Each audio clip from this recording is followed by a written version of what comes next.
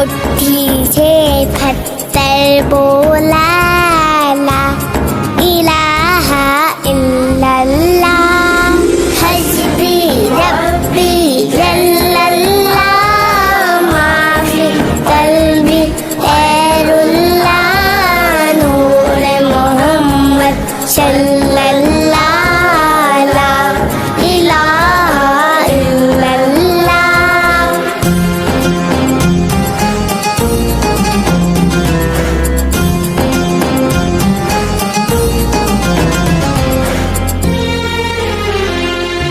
اپنی بہن سے بولے عمر، یہ تو بتا کیا کرتی تھی، میرے آنے سے پہلے کیا چپکے پڑھتی تھی۔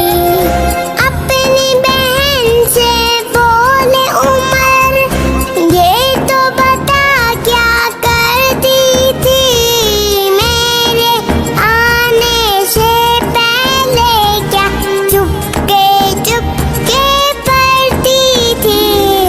بہن نے جب قرآن پڑھا، سن کے کلام پاک خدا، دل یہ عمر کا کھولے